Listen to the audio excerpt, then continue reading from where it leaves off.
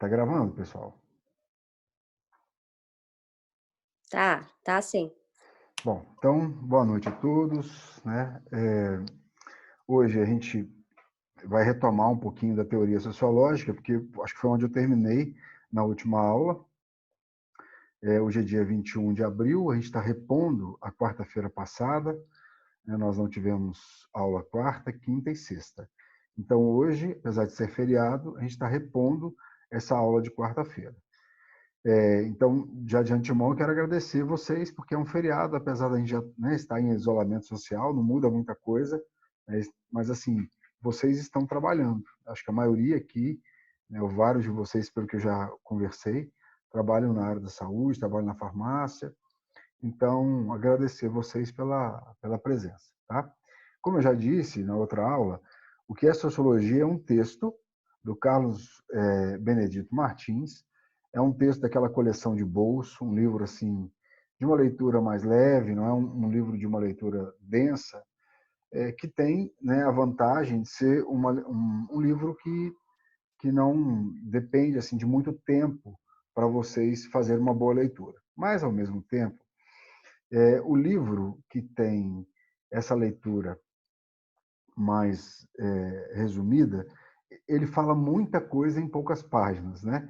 Então, assim, a minha proposta aqui é de trazer à tona aquilo que só uma leitura, né, não vai dar a vocês condições de compreender, porque tem alguns detalhes ali que, né, o livro não esmiuça, porque é uma coleção de bolso, né? E, então, nesse livro, ele já está na página né, da Unipac e está na área do aluno, tá bom? Eu quero pedir de antemão também que o que vocês não encontrarem na página, ou texto, ou algum material, e ficasse muito à vontade de mandar no privado, né, uma mensagem, para a gente resolver da melhor maneira possível, porque essa condição aqui já é uma condição nova, né, que todos nós estamos passando.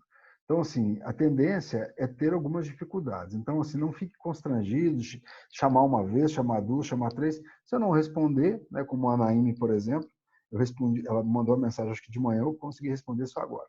É porque às vezes eu vou estar envolvido com outro trabalho, né, ou uma outra atividade. Mas, assim que possível, eu respondo e, né, para a gente poder resolver da melhor maneira, tá? E também, ao final da aula, né, vocês tendo assim alguma sugestão a fazer, né, da condução da aula, porque esse momento aqui é novo para todo mundo. Então, fiquem à vontade também de apontar, Gilson, hoje não foi legal, não. Acho que, né, passou muito rápido nesse ponto, então você está falando muito rápido ou muito devagar, né? Acho que a gente você podia falar em uns 10 minutos e parar um pouco, deixar a gente discutir. Então, assim, às vezes é uma experiência com outro professor, né, que está dando certo, me dá um toque no privado e eu vou ter todo prazer em receber e fazer isso nas nossas próximas aulas, tá ok? Então, sejam todos muito bem-vindos. Bom, isso aqui nós já vimos na outra aula, eu vou só passar, né, mais rapidamente, mas a proposta do livro, né, é a gente entender o que é a sociologia. E eu comentei com vocês que é uma disciplina, de certa maneira, uma ciência nova, né, nova porque ela é do século XIX, então, assim, lembrando das aulas de filosofia, toda a verdade ela precisa de passar pelo crivo da verdade, né? Tanto a verdade da nossa vida cotidiana, quanto a verdade, né, de qualquer área da ciência, e aqui nós estamos falando de uma ciência. Então, a sociologia é uma ciência que ela nasce no século XIX, mas ela não brota, né, com os livros, os autores, nesse século XIX. Isso é fruto, né, de um tempo em que um tempo, né, de maturação da ciência em que ah, quem está pensando o social precisa provar que aquela forma de pensar, de analisar, de comparar, que aquilo é científico, né? Então eu falei com vocês na aula passada que o Augusto Conte é um sociólogo assim importante para a gente lembrar do nome dele. É evidente que, né, não precisa decorar isso que eu estou dizendo, mas pelo menos que esse nome ele tenha sentido para vocês, né? E por quê? Porque é um cientista francês que é o que dá um nome, né, para a sociologia enquanto ciência, para essa ciência que estuda o homem no contexto social. E isso deve ser levado em consideração como qualquer autor que vocês usam quando vão, né, escrever um determinado trabalho. Vocês sempre fazem referência a algum autor. Fazer referência ao Augusto Comte na sociologia, é preciso dar esse mérito a esse autor. Porque o contexto, só um minuto, o contexto era de um momento em que só se poderia definir como um conhecimento científico aquele que conseguisse provar, né, a observação, o teste, a comparação e a conceituação. E ou o autor dessa ciência ia se render, né, vamos dizer assim, se prostituir, mesmo não acreditando nisso, porque é uma ciência que lida com o abstrato, com as percepções que nós temos, né, quando lidamos com os seres humanos. Então, a percepção é algo muito próprio de cada um de nós, tanto é que a gente gosta, né? Eu tenho um amigo e nós temos um conhecido em comum. Esse conhecido me agrada e desagrada o meu amigo.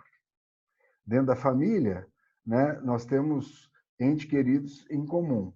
Determinado ente querido é simpático a mim e eu a ele, e a minha esposa não. Por quê? Porque essas questões elas são extremamente subjetivas. E aquilo que é subjetivo é muito difícil, né, objetivá-las. E a ciência não aceita somente subjetividade. Então, falando do comportamento do homem no grupo social, e falando das microanálises, né, do cotidiano das pessoas, e falando das macroanálises, né, que são aquelas teorias sociológicas que se aplicam no mundo inteiro, por exemplo, o fato social. O que é o fato social? Todo acontecimento social que se repete, né, assim, em vários lugares do mundo. Então, o casamento é um fato social, assim como o crime é um fato social. Né? Então, assim, existem fatos sociais que são comuns, né, e fatos sociais que são patológicos. O crime é um fato social patológico. Mas olha que interessante, é patológico para nós aqui que não somos criminosos.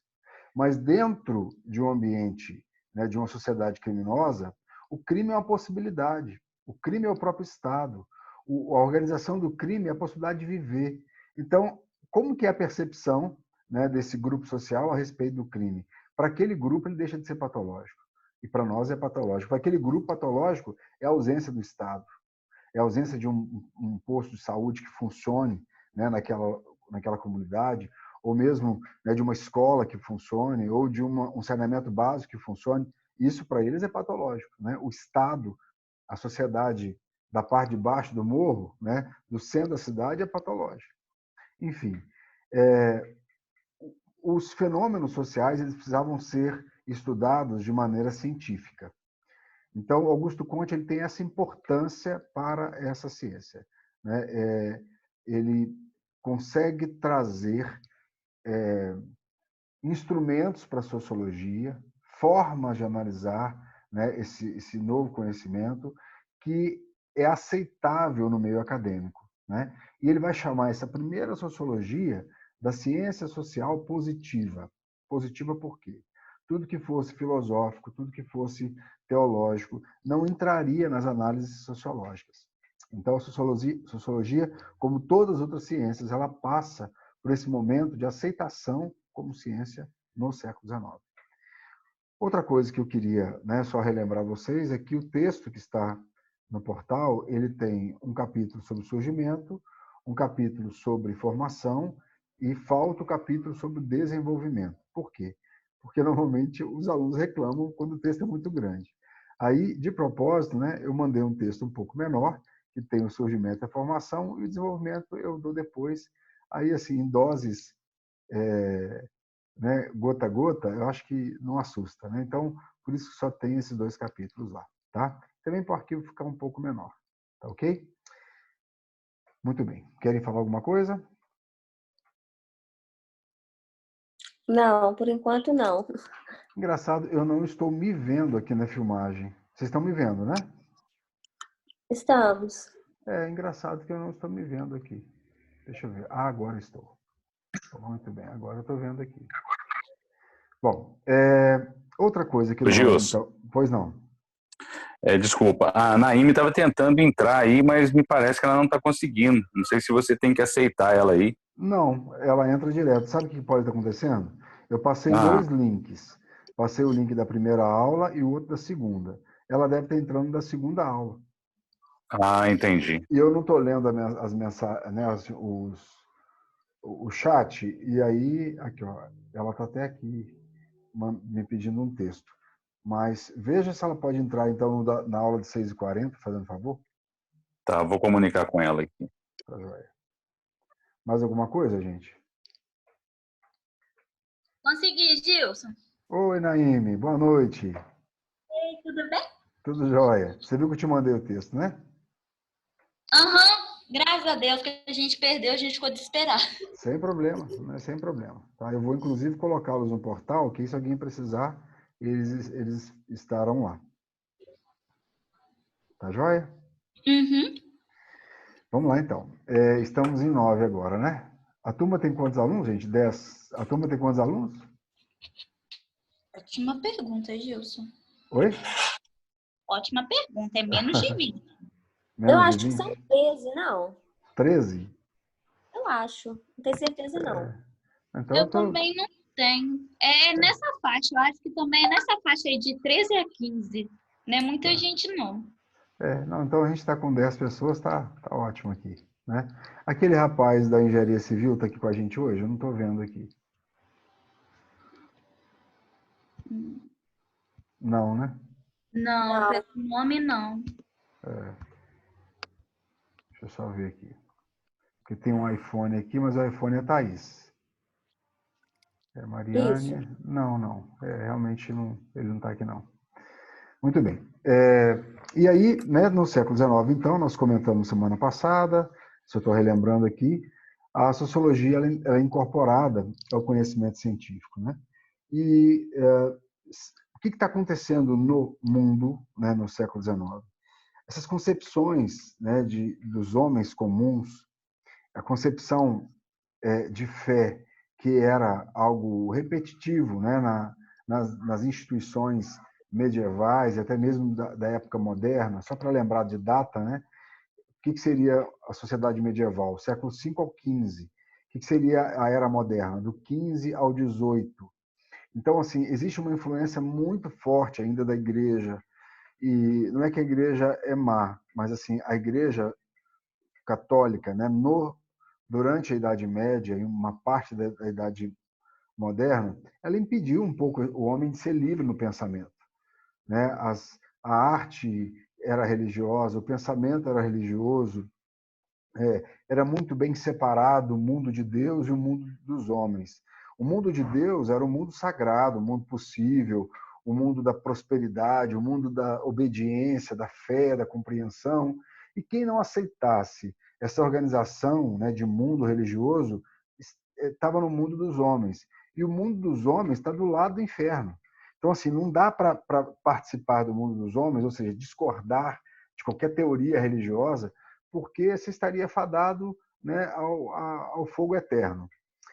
Todo mundo pensava assim? Evidente que não. Né? Quantas pessoas trabalhavam nos mosteiros medievais e sabiam que os padres, né, faziam poucas e boas com as mendigas, né, com uns com os outros, e, né, vendiam as coisas da igreja, e já tinham perdido a fé há muito tempo. Mas não era todo mundo, e eram sociedades rurais, afastadas umas das outras, né? Pouco se sabia das informações, né, das notícias. Muito bem. O século XIX, ele é resultado já de uma evolução muito drástica do período anterior, né? O século XVIII ele produziu inúmeras mudanças no continente europeu. Começa na Inglaterra, a Inglaterra passa a produzir para o mundo inteiro. As relações de trabalho se transformam completamente, né? No espaço rural, o sujeito trabalha para o dono da terra. Tudo bem. Terminou o serviço às 18 horas, ele volta para casa. Ele pega na horta dele. Ele vai para o pomar dele. Então, assim, a família, fome não passa, né? Essa autonomia em relação a ter o que sobreviver, é uma época que se vivia com muito pouco, né? Não tem luz elétrica, não tem computador, não tem internet, assim, não é como hoje em dia, em que tudo a gente está precisando, né? Tudo justifica o nosso consumo. É um outro momento da história. Quando essa população rural vai vindo para a cidade, né, muda o contexto, muda as percepções, muda a forma de enxergar o mundo. A indústria exige dos cientistas uma evolução científica cada vez mais acelerada. Isso impacta na vida das pessoas, né? Como impacta na nossa vida viver nesse mundo digital, né? Esse mundo de trabalho corrido que nós todos vivemos. Todos nós aqui temos sintomas por causa disso, né? O sintoma, às vezes, é uma psoríase, o sintoma é uma dermatite, o sintoma é uma taquicardia, o sintoma é uma irritabilidade, sintomas, né? Por conta dessa vida social. O sintoma é buscar, né, estudar, mesmo sem poder, mesmo sem ter tempo, né? Mesmo trabalhando o tempo todo, mas estudar é necessário. Olha só como que, né, a vida urbana ela nos condiciona, né, a tomar algumas decisões e orienta a nossa vida. Então, as mudanças de concepções desses homens comuns, né, ela vai sendo substituída paulatinamente pela racionalização da vida social. O que quer dizer isso? Tudo que acontece no organismo social precisava ser pensado de forma racional. Exemplo, o Estado não poderia mais ser absolutista. Nós falamos isso na aula passada, se eu não me engano, né? O Estado não podia mais ser arbitrário. O governo dos Estados europeus não poderia legislar somente para uma elite de latifundiários, o que era muito comum. Então, se existe agora, né, desde o século XV, XVI, uma classe social chamada burguesia, e essa classe social ela ascende economicamente, ela ascende intelectualmente, e esse grupo precisa de lugar na política. Consegue entender isso? Era uma classe social que não tinha legitimidade na política. Eles cuidavam da economia, pagavam aqueles barcos imensos que foram para além da Europa e chegaram no Brasil, chegaram na América, bancavam o exército, né, dos Estados europeus, mas eles não tinham legitimidade política. Eles não poderiam se candidatar, ser eleito, ser governo. Então, no século XVIII, tem uma grande mudança também de pensamento em relação ao poder, né? Querendo ou não, a gente está aqui, né, sendo governado por alguém louco ou são, né? Mas nós temos aí um governo sobre nós, governo municipal, estadual, federal, e a burguesia não conseguia chegar nesse lugar. Para que ela, então, pudesse fazer isso, ela começa a encontrar algumas estratégias. Começou pela arte. Vocês devem lembrar das aulas do Renascimento, né, no século XVI. Então, os grandes mecenas, que eram os burgueses que financiavam a arte, vão bancar os artistas. Para quê? Para ter um nome. Sabe aquela revista dos municípios que uma galera banca para ter a foto, o nome, o closet? Você sabe, né, o que eu estou falando? Então, o que são os artistas do século XVI? São aquelas pessoas que são bancadas por burgueses para ter os nomes dos quadros, né, nas pinturas renascentistas. Mas isso não foi suficiente. De alguma maneira, a burguesia apareceu, mas ainda não fazia parte da política. E como que fazer parte da política se tornou uma realidade? Depois de uma revolução. Eu não sei se revolução é uma palavra que vocês dominam, assim, se alguém já comentou com vocês alguma vez. Mas revolução não é mudança. Mudança é o que nós estamos passando aqui agora. A gente mudou, né, o nosso esquema de aula presencial para uma atividade remota. Isso aqui é uma mudança. Mas se isso se transformar na regra, ao invés da exceção, né, se as instituições de ensino deixarem de existir fisicamente como existem hoje, isso é uma revolução no ensino. O que aconteceu na França, na Inglaterra, nos Estados Unidos, foram revoluções. Porque aqueles que governavam pararam de governar e foram substituídos por outros. Essa classe social deixou de ficar aqui e... Estou com a buchinha da minha filha na mão, vocês estão vendo aqui? Estou mexendo com ela agora que ela apareceu. Essa classe social, ela sai daqui, né, que seriam os latifundiários, e são substituídos pelos burgueses. Ó. Isso é uma revolução. É quando há mudança de estrutura. Dá um outro exemplo. A Revolução Industrial. Como que era a produção antes da Revolução Industrial? Era uma produção artesanal, com uma escala baixa, dominando todas as etapas da produção. A Revolução Industrial, alta produção. Pouco, ou quase, pouco domínio sobre as etapas de produção. Quase nada é feito sob medida mais. Né? Tudo é feito em série para atender um mercado mundial de consumo. Olha, Revolução Industrial, não tem esse nome à toa. É porque houve uma mudança de estrutura econômica. Entenderam a palavra revolução? Sim. A Revolução Francesa e a Revolução Industrial, a Revolução Inglesa, foram revoluções onde houve mudança econômica e mudança de estrutura política. A da França foi a mais importante, pelo impacto da Revolução Francesa na Europa e nos países que dependiam dos países europeus. Não sei se alguém já fez essa pergunta, né? Para quem lembra um pouquinho dessa parte da história, Revolução Gloriosa, quase ninguém sabe explicar. Foi a Revolução Inglesa, foi quando os ingleses passaram a ter uma lei para orientar a vida social, porque a instituição, o Estado, já não estava dando conta mais, né, desses burgueses ingleses que queriam alguma representação política. Na França, a coisa foi mais violenta. Tanto na Inglaterra quanto na França teve guerra, teve revolução, teve violência, né, para essa tomada desse poder né, no século XVII, século XVIII. Na França foi mais impactante porque aquele moço famoso, Napoleão Bonaparte, ele leva o modelo francês de Estado, um Estado burguês, um Estado constituído por leis que atendia os interesses dessa burguesia para vários países da Europa. E muitos desses países dominavam outras colônias, ou outros países, na África, na América, na Oceania. Então, a Revolução Francesa tomou uma proporção mundial, esse modelo sem o rei absolutista, essa monarquia se desfazendo e uma república, né, dividida em 3 poderes, enxergando todo mundo como cidadão. Essa palavra cidadão, né, ela não tinha sentido no século XVII, no início do século XVIII. Por que hoje em dia nós fazemos uso dessa palavra? Me respeita que eu sou cidadão brasileiro, hein? Não vem querer tirar. Né? Eu tenho uma lei que me ampara, mesmo que ela não sirva, né, para tudo, mas nós somos cidadãos.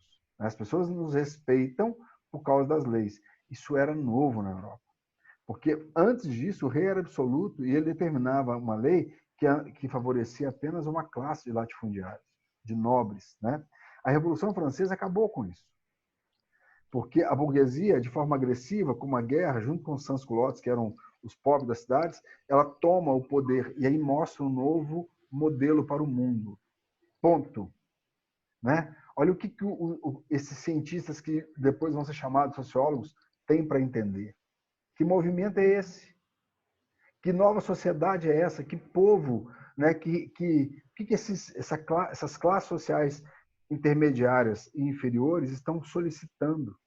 Como que vai ser o Estado agora, onde não tem mais monarquia? A monarquia existia desde antes de Cristo. 3.800 antes de Cristo, no Egito, na Mesopotâmia, né, já iniciaram as monarquias.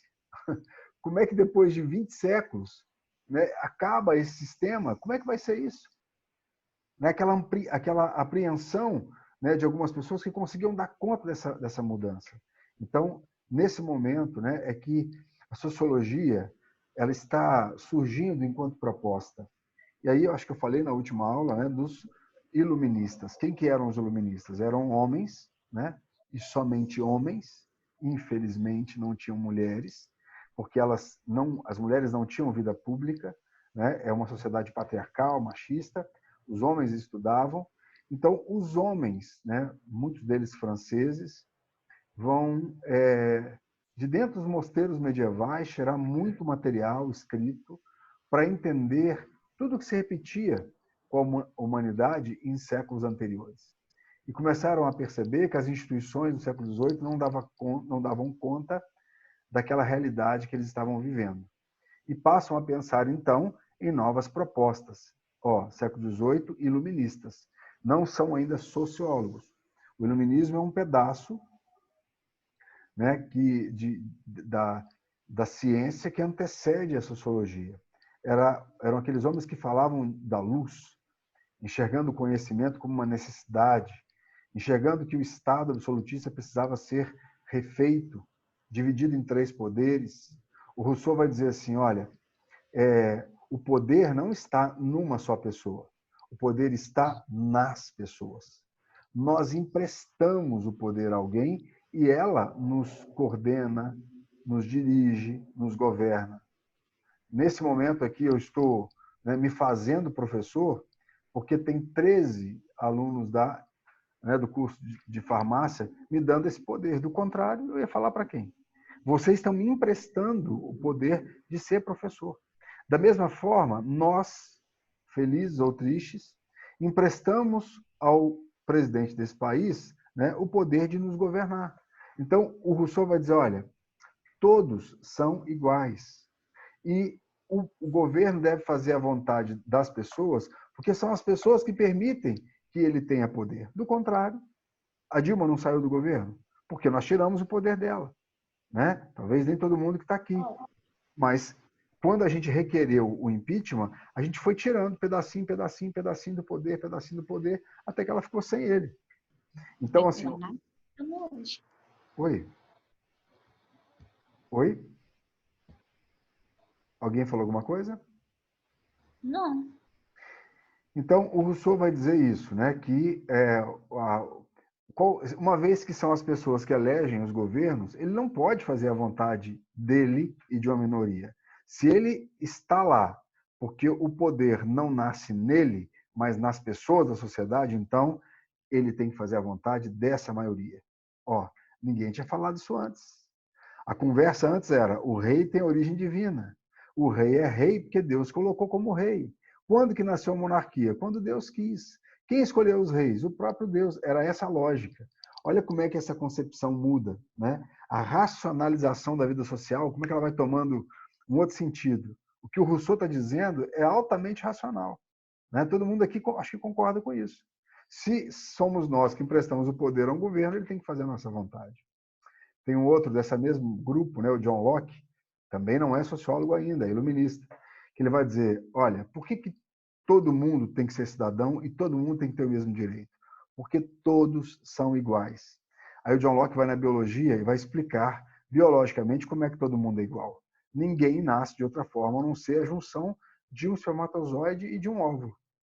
Se todos são iguais biologicamente, todos têm que ser iguais diante da lei. Então, a lei deve existir, o Estado deve existir, né, junto com a lei, para garantir os direitos individuais de todos os cidadãos. Olha como é que a concepção muda, né? Como que a racionalidade da vida social está tomando, né, outro contorno, né, nesse momento do século XVIII ainda. A gente pode dizer, então, que o século XVIII ele está preparando o caminho, né, para essa ciência nova que vai vir um século depois. Todos os sociólogos beberam na fonte dos iluministas. Né? Diderot e D'Alembert são 2 outros, né, cientistas iluministas que vão compilar, né, toda a teoria, todo o conhecimento desenvolvido até aquele momento do século XVIII e vão ajudar a organizar a enciclopédia. Né? Então, assim, o conhecimento que estava ora aqui, ali, acolá, né, no mosteiro X, no mosteiro Y, na comunidade X e Y, isso agora vai para um lugar só, chamado enciclopédia. O acesso, né, ao conhecimento numa língua francesa, e depois na língua inglesa, e depois, né, na língua alemã, e daí por diante, porque a enciclopédia vira, né, uma imitação no mundo todo. Todos esses homens que eu estou dizendo aqui, gente, estão falando da sociedade, eles não estão falando de uma pessoa só. Eles não estão falando de um governo só, eles estão falando da sociedade. Então aí nasce, né, a possibilidade de estudar o social, né, que é o objeto da sociologia. Ó, falta 1 minuto e 15 para terminar essa aula. Eu vou terminar aqui, tá? Vou me despedir de vocês e aí já tem um outro link, né? Vocês querem que eu aguarde uns minutinhos ou posso começar logo em seguida?